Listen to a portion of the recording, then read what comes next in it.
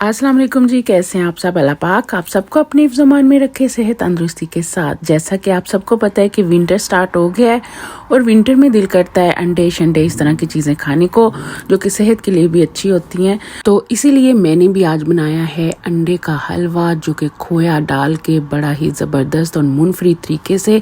तो आए देखें मेरे साथ कि मैंने ये कैसे बनाया। पैन में मैंने 1 टेबलस्पून भर के बटर का डाला है और जब सारा बटर जो है वो मेल्ट होना शुरू हो गया और तकरीबन मेल्ट हो गया तो मैंने इसके अंदर 1 कप भर के जो है ना वो दूध का डाल दिया था। और दूध डालने के बाद जब इसको एक बॉयल आ जाए दूध को तो फिर इसके अंदर मैंने डाला था कंडेंस मिल्क। अगर आपके पास कंडेंस मिल्क नहीं है तो आप इसकी जगह शुगर भी इस्तेमाल कर सकते हैं। आप जो अंडे हैं इसमें शुगर अपने हिसाब से डालें जितनी आप खाते हैं। तो मैंने 2 टेबलस्पून भर के कंडेंस मिल्क के डाले थे। कंडेंस मिल्क डालने के बाद मैंने अच्छी तरह ये देखिए इसको मिक्स कर लिया था और मिक्स करने के बाद फिर मैंने तकरीबन 5 अंडे हैं जो कि मैंने ये देखें विस्क करके रखे हुए थे साइड पे, इसको फेंटा लगा के अंडों को तो मैंने वो भी इस दूध के अंदर ये देखें डाल दिए और फिर हल्के हाथों के साथ हल्का इसको मैंने जो है ना हिलाना शुरू कर दिया था।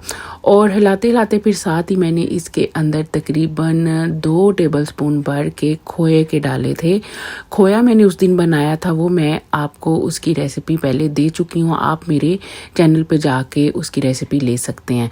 इसके बाद फिर मैंने तकरीबन 2 टेबलस्पून भर के देसी घी डालना है इस अंडे में। और इस अंडे के हलवे में ज़्यादा काम देसी घी का है।